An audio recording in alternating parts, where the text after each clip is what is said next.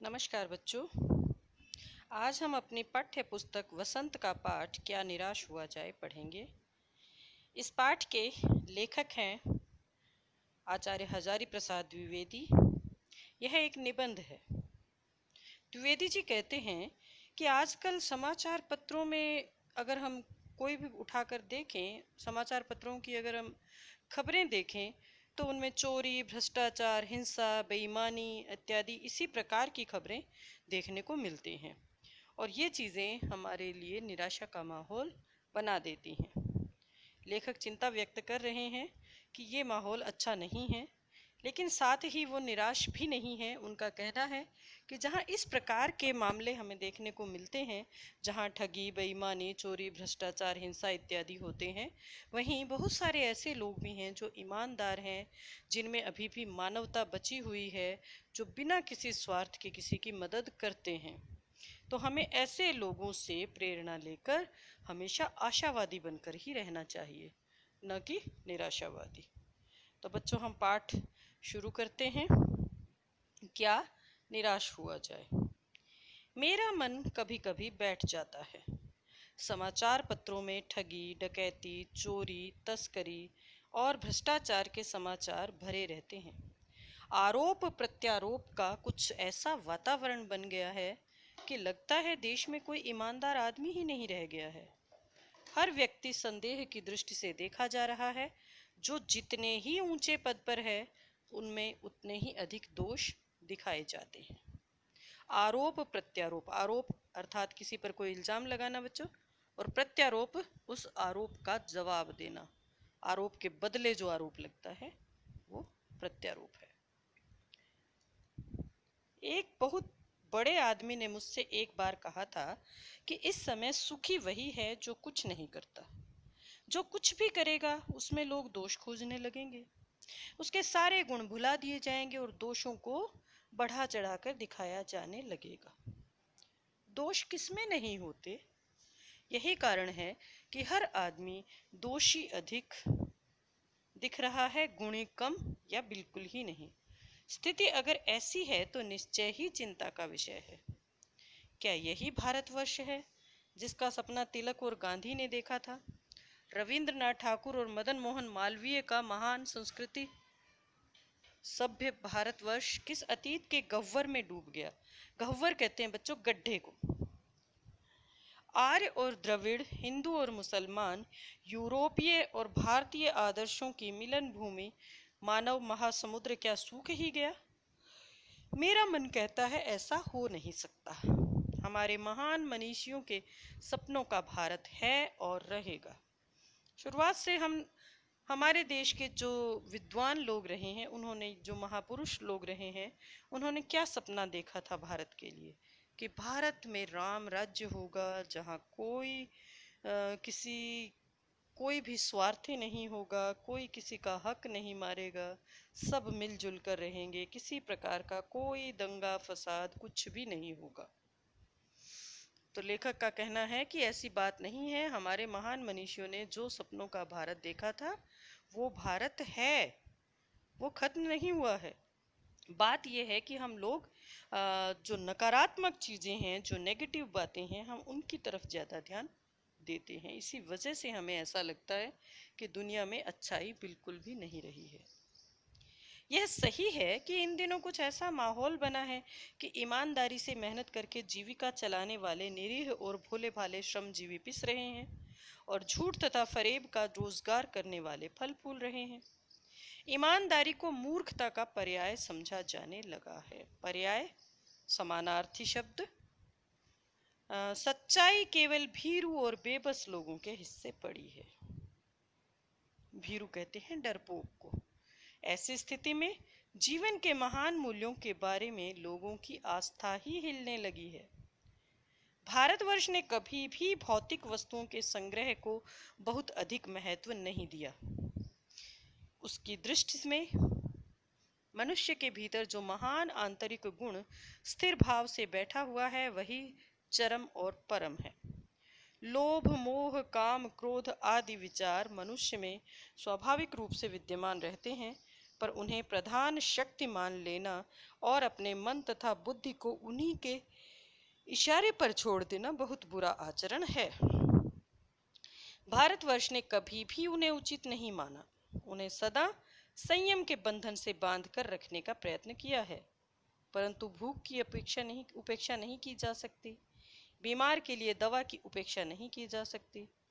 गुमराह को ठीक रास्ते पर ले जाने के उपायों की उपेक्षा नहीं की जा सकती। बच्चों, लेखक कह रहे हैं कि लोभ, मोह, काम, क्रोध ये हर मनुष्य का स्वाभाविक गुण है, ये सब में होता है। लेकिन अगर ये सारी चीजें हम पर हावी हो जाएं, हम उन्हें ही प्रधान शक्ति मान ले, अपने मन और बुद्धि को उन्हीं के अनुसार चलाने लगे, तो ये बात गलत है। भारत ने कभी भी ऐसा नहीं किया। भारत में संयम को बहुत महत्व दिया गया, आत्मसंयम यानी सेल्फ कंट्रोल। तो वो कह रहे हैं कि जहाँ तक हो सके संयम के बंधन में रहना चाहिए। भारत के लोगों ने हमेशा ये बात कही है। हुआ यह है कि इस देश के कोटि कोटि दरिद्र जनों की हीन अवस्था को दूर करने के लिए ऐसे अनेक कायदे कानून बनाए गए हैं जो कृषि, उद्योग, वाणिज्य, शिक्षा और स्वास्थ्य की स्थिति को अधिक उन्नत और सुचारू बनाने के लक्ष्य से प्रेरित हैं। कोटि कोटि करोड़ों सुचारू अच्छे ढंग से चलाना। परंतु जिन लोगों को इन कार्यों में लगना है, उनका मन सब समय पवित्र नहीं होता। प्रायः वे ही लक्ष्य को भूल जाते हैं और अपनी ही सुख सुविधा की ओर ज्यादा ध्यान देने लगते हैं। भारतवर्ष सदा कानून को धर्म के रूप में देखता आ रहा है। आज एकाएक कानून और धर्म में अंतर कर दिया गया है। धर्म को धोखा नहीं दिया जा सकता, कानून को दिया जा सकता है। यही कारण है कि जो लोग धर्म भीरू हैं, वे कानून की त्रुटियों से लाभ उठाने में संकोच नहीं करते। त्रुटियां, कमियां। लेखक कहते हैं कि भारत में कानून को हमेशा धर्म की तरह ही माना गया है। धर्म और कानून अलग नहीं थे। जो कानून है वही धर्म है, जो धर्म है वही कानून है। लेकिन आज इन दोनों को अलग अलग कर दिया गया है। उनका कहना है कि धर्म को धोखा नहीं दिया जा सकता, कानून को दिया जा सकता है। कारण, अक्सर लोग धर्म से डरते हैं, पाप से डरते हैं। पाप पुण्य की जो बातें हैं, हम शुरू से बच्चे के संस्कारों में वही चीज़ डालते हैं। बेटा झूठ नहीं बोलना, किसी का कोई नुकसान नहीं करना, अगर हम ऐसा करेंगे तो भगवान नाराज हो जाएंगे, पाप लगेगा। इस तरह की कुछ चीज़ें जो शुरू से हमारे संस्कारों में बसी हुई हैं। तो इन चीज़ों को अगर कोई ना भी देख रहा हो तो हम पालन करते हैं, क्योंकि वो हमारे मन में बसी हुई चीज़ें हैं। लेकिन कानून तो ऊपर से थोपी गई चीज़ है। तो जो लोग धर्म से डरते हैं वे कानून से नहीं डरते। आमतौर पर वो कानून में बहुत सारी कमियां हैं, उनका फ़ायदा उठाकर कानून को तोड़ लेते हैं। इस बात के पर्याप्त प्रमाण खोजे जा सकते हैं कि समाज के ऊपरी वर्ग में चाहे जो भी होता रहा हो, भीतर भीतर भारतवर्ष अब भी यह अनुभव कर रहा है कि धर्म कानून से बड़ी चीज है। अब भी सेवा, ईमानदारी, सच्चाई और आध्यात्मिकता के मूल्य बने हुए हैं। वे दब अवश्य गए हैं, लेकिन नष्ट नहीं हुए हैं। आज भी वह मनुष्य से प्रेम करता है, महिलाओं का सम्मान करता है, झूठ और चोरी को गलत समझता है, दूसरे को पीड़ा पहुंचाने को पाप समझता है। हर आदमी अपने व्यक्तिगत जीवन में इस बात का अनुभव करता है। समाचार पत्रों में जो भ्रष्टाचार के प्रति इतना आक्रोश है, वह यही साबित करता है कि हम ऐसी चीज़ों को गलत समझते हैं और समाज में उन तत्वों की प्रतिष्ठा कम करना चाहते हैं जो गलत तरीके से धन या मान संग्रह करते हैं। दोषों का पर्दाफाश करना बुरी बात नहीं है। पर्दाफाश करना, दोषों पर से पर्दा हटाना, दोषों को प्रकट करना। बुराई यह मालूम होती है कि किसी के आचरण के गलत पक्ष को उद्घाटित करके उसमें रस लिया जाता है और दोषोद्घाटन को एकमात्र कर्तव्य मान लिया जाता है। बुराई में रस लेना बुरी बात है। अच्छाई में उतना ही रस लेकर उजागर ना करना और भी बुरी बात है। सैकड़ों घटनाएं ऐसी घटती हैं जिन्हें उजागर करने से लोक चित्त में अच्छाई के प्रति अच्छी भावना जगती है। बच्चों, लेखक कहते हैं कि दोष प्रकट करना कोई बुरी बात नहीं है। दिक्कत कब आती है? जब हम किसी के आचरण के गलत पक्ष को उद्घाटित करते हैं और उसके मजे लेते हैं, उसमें रस लेते हैं, और एकमात्र कर्तव्य हम किसी दूसरे के दोष निकालने को ही मान लेते हैं। लेखक का कहना है कि बुराई में रस लेना बुरी बात होती है, लेकिन अगर आप किसी की अच्छाई को उतना ही रस लेकर नहीं बताते हो तो ये उससे भी बुरी बात है। सैकड़ों घटनाएं ऐसी घटती हैं जिनको अगर हम सबको बताएं तो लोगों के मन में अच्छाई के प्रति अच्छी भावना जगती है, लेकिन हम ऐसा नहीं करते। इसी वजह से लोगों में नकारात्मकता आ जाती है।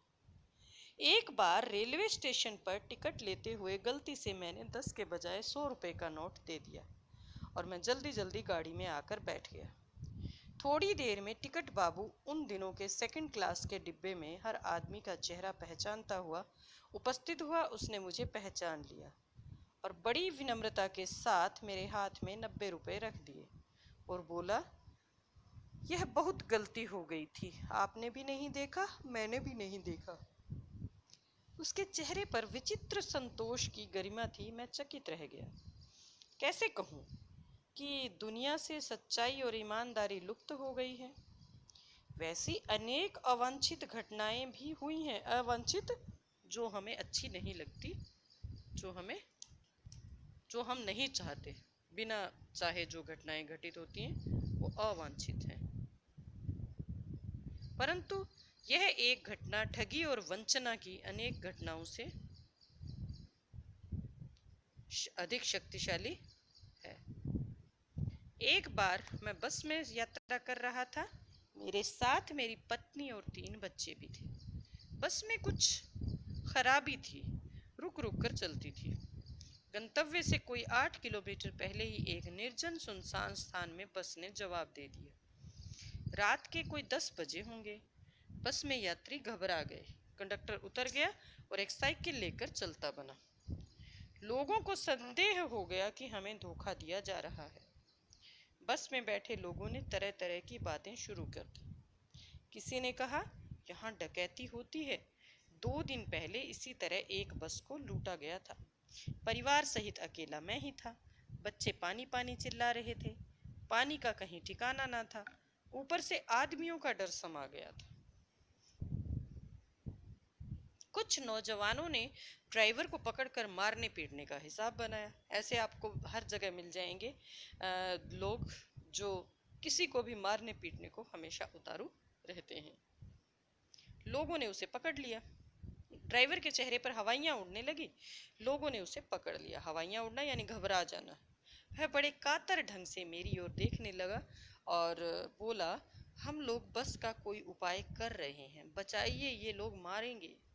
डर तो मेरे मन में था, पर उसकी कातर मुद्रा देखकर मैंने यात्रियों को समझाया कि मारना ठीक नहीं है।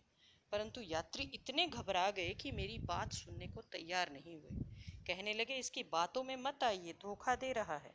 कंडक्टर को पहले ही डाकुओं के यहाँ भेज दिया है।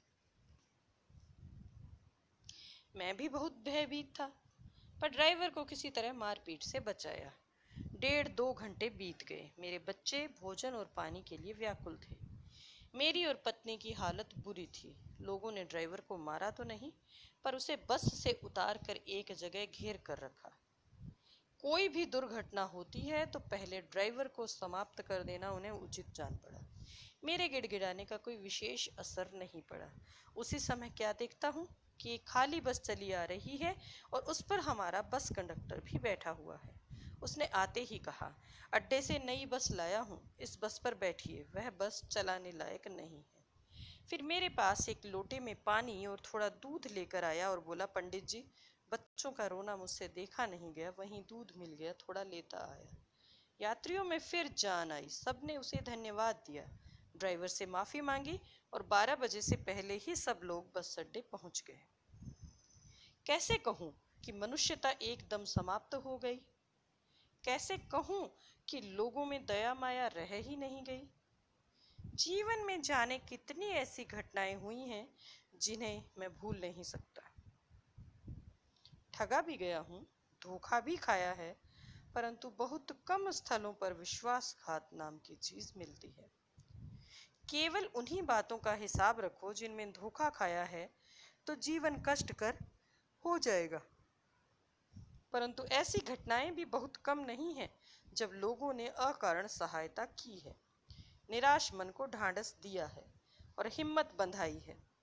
कविवर रविंद्रनाथ ठाकुर ने अपने प्रार्थना गीत में भगवान से प्रार्थना की थी कि संसार में केवल नुकसान ही उठाना पड़े, धोखा ही खाना पड़े, तो ऐसे अवसरों पर भी हे प्रभु मुझे ऐसी शक्ति दो कि मैं तुम्हारे ऊपर संदेह न करूं।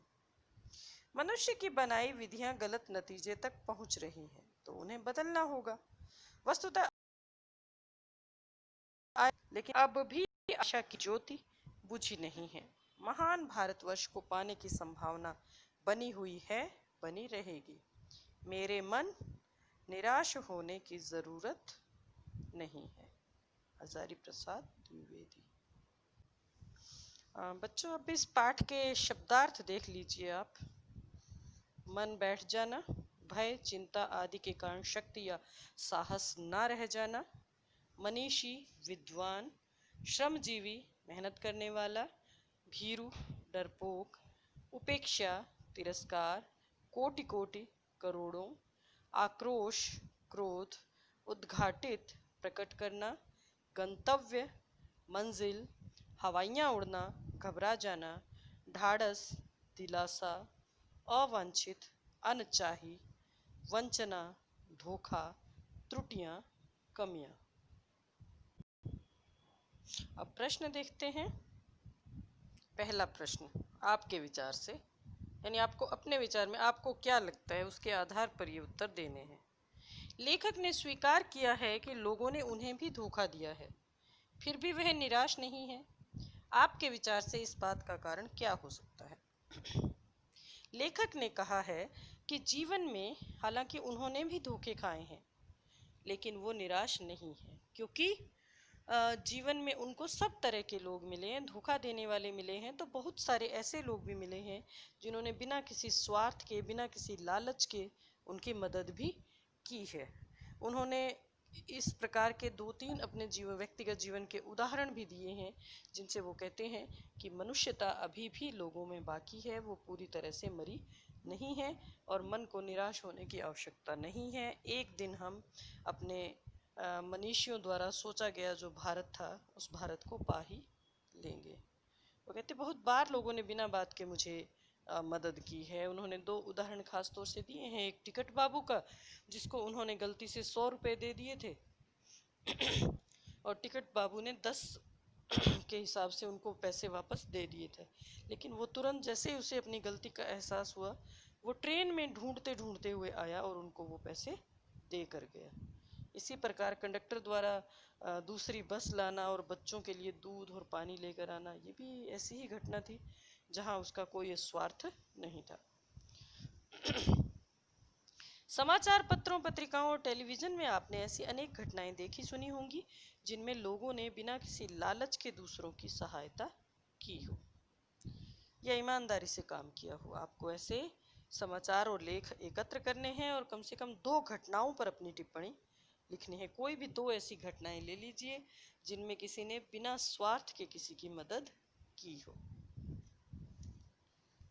लेखक ने अपने जीवन की 2 घटनाओं में रेलवे के टिकट बाबू और बस कंडक्टर की अच्छाई और ईमानदारी की बात बताई है। आप भी अपने या अपने किसी परिचित के साथ हुई घटना के बारे में बताइए जिसमें किसी ने बिना किसी स्वार्थ के भलाई, ईमानदारी और अच्छाई के कार्य किए हों। ये बच्चों आप अपने ही इर्द गिर्द के किसी उदाहरण से, अपने व्यक्तिगत उदाहरण अनुभव हैं उनके आधार पर ये लिखोगे। अगला प्रश्न हमारा है पर्दाफाश। दोषों का पर्दाफाश करना कब बुरा रूप ले लेता है? लेखक कहते हैं कि दोषों का पर्दाफाश करना बुरी बात नहीं है, लेकिन जब हम अपने जीवन का मकसद सिर्फ दूसरे की कमियों की ओर इशारा करना, दोषों को ही पर्दाफाश करना, दोषों को ही उद्घाटित करना बना लेते हैं, तो वो चीज़ गलत हो जाती है। हमें किसी के सिर्फ दोषों का ही पर्दाफाश नहीं करना चाहिए, उसकी अच्छाइयों को भी सामने लाना चाहिए। आजकल के बहुत सारे समाचार पत्र या समाचार चैनल दोषों का पर्दाफाश कर रहे हैं। इस प्रकार के समाचारों और कार्यक्रमों की सार्थकता पर तर्क दीजिए। हाँ, आजकल समाचार पत्र और जो चैनल हैं वो दोषों का पर्दाफाश कर रहे हैं। इस प्रकार के कार्यक्रम हालांकि सार्थक हैं, हम पूरी तरह से उनको नहीं कह सकते। ठीक है, जो कार्यक्रम आते हैं, प्रस्तुत किए जाते हैं, उनसे लोग जागरूक होते हैं, सतर्क होते हैं, उनको पता चलता है कि समाज में किस तरह के अपराध या किस प्रकार की घटनाएं घटित हो सकती हैं।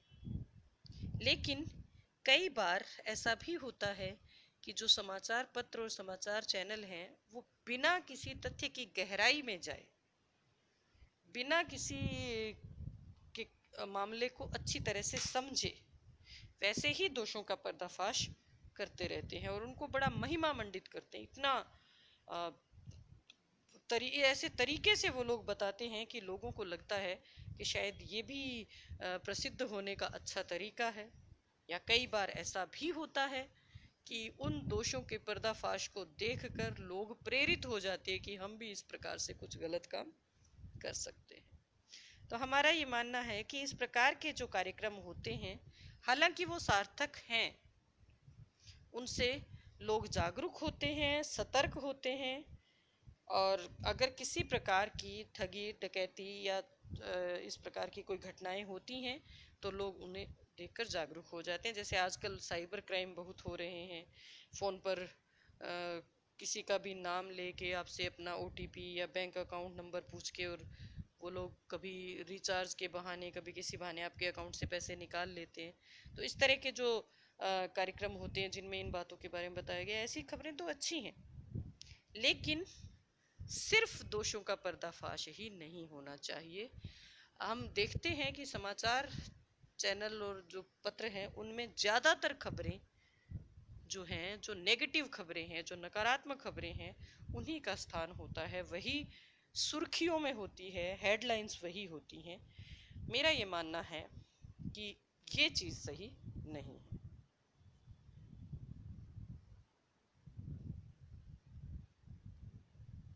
नेक्स्ट, कारण बताइए। निम्नलिखित के संभावित परिणाम क्या हो सकते हैं, आपस में चर्चा करनी है, आप लिख दीजिएगा। जैसे ईमानदारी को अगर मूर्खता का पर्याय समझेंगे तो क्या होगा?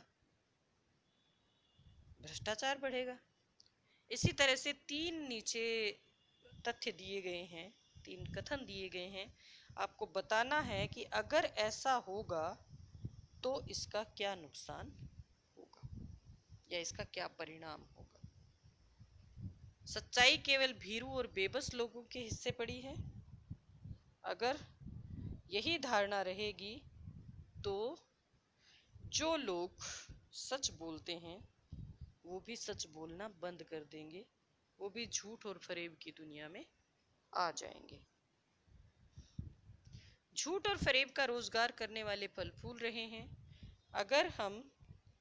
अगर लोगों के मन में यही विश्वास बैठ गया या यही बात बैठ गई कि ईमानदारी से काम करने वाले लोग सुखी नहीं रह सकते, बल्कि जो झूठ और फरेब यानी धोखेबाजी का काम करते हैं वही लोग ज़्यादा सफल होते हैं, अगर ऐसी भावना आ गई तो लोग ज़्यादा झूठे और धोखेबाज हो जाएंगे। हर आदमी दोषी अधिक दिख रहा है और गुणी कम। इससे क्या होगा?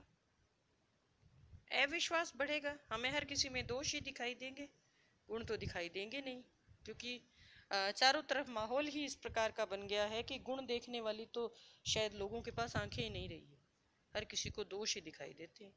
दूसरे के जो गुण हैं उनको बहुत छोटा करके देखते हैं और दोष को बहुत बड़ा। आपने दूरबीन देखी होगी, दूरबीन में अगर आप सीधे देखो तो दूर की चीज़ें पास आ जाती हैं और अगर उसको उल्टी तरफ से देखो तो पास की चीजें भी दूर दिखाई देती हैं। तो वही हाल हो रहा है, अगर हम किसी का दोष देखते हैं तो सही दूरबीन लगा के देखते हैं, और गुण देखते हैं तो दूरबीन को उल्टा करके देखते हैं, यानी गुण कम देखते हैं और दोष अधिक देखते हैं। खैर, दो लेखक और बस यात्रा। अपने इस लेख में आपने इस लेख में एक बस की यात्रा में के बारे में पढ़ा। इससे पहले भी आप एक बस यात्रा के बारे में पढ़ चुके हैं। यदि दोनों बस यात्राओं के लेखक आपस में मिलते तो एक दूसरे को कौन कौन सी बातें बताते, अपनी कल्पना से उनकी बात लिखिए। बेटा इसमें तो कल्पना आप ही को करनी पड़ेगी। कैसा लगेगा जब परसाई जी मिलेंगे, हरिशंकर परसाई, बस की यात्रा हमने पढ़ा, जिनकी खटारा बस थी और उनकी बस भी रास्ते में रुक गई थी, और दूसरी तरफ द्विवेदी जी हैं जिनकी बस भी खटारा थी, लेकिन वो उनकी बस भी खराब हो गई थी, रास्ते में रुक गई थी। तो किस तरह से दोनों बात करेंगे? देखा जाए तो परसाई जी ने जो लिखा है निबंध या जो व्यंग्य है, वो तो हंसी मजाक के मूड में लिखा गया। हंसी मजाक के मूड में उन्होंने जो बस के मालिक होते हैं उन पर व्यंग्य किया है कि ये लोग इतने लालची होते हैं कि लोगों की जान की परवाह किए बगैर खटारा बसें चलाते रहते हैं। लेकिन द्विवेदी जी ने जो बताया, उन्होंने तो सकारात्मक पक्ष रखा है, इसका पॉजिटिव पक्ष रखा है। उन्होंने कहा है कि इस प्रकार से अगर कहीं हम मुसीबत में फंस जाएं तो हमेशा ज़रूरी नहीं है कि सामने वाला हमारे बुरे के लिए ऐसा कर रहा है। लोग वहाँ भी ऐसे हैं जो भला करते हैं, किसी का बिना स्वार्थ के मदद करते हैं। सार्थक शीर्षक। लेखक ने लेख का शीर्षक क्या निराश हुआ जाए क्यों रखा होगा? क्या आप इससे भी बेहतर शीर्षक सुझा सकते हैं? सोचिए। निराशा से आशा हो सकती है। लेखक ने इसलिए रखा है कि वो पूछना चाहते हैं कि लोगों के मन में निराशा भर गई है, तो वो जानना चाहते कि क्या हमें सच में निराश होना चाहिए इन घटनाओं को देखकर, जो जिस प्रकार की हमारे चारों तरफ घटनाएं हैं, जिस प्रकार का हमारे चारों तरफ माहौल है, क्या उसे देखकर हमें निराश होना चाहिए? वो ये जानना चाहते हैं। तो ये सही है शीर्षक तो, लेकिन हम इसका शीर्षक निराशा से आशा या न रहो ना निराश करो मन को, एक कविता की पंक्तियां हैं, हम इसको भी शीर्षक के रूप में प्रयोग में ला सकते हैं।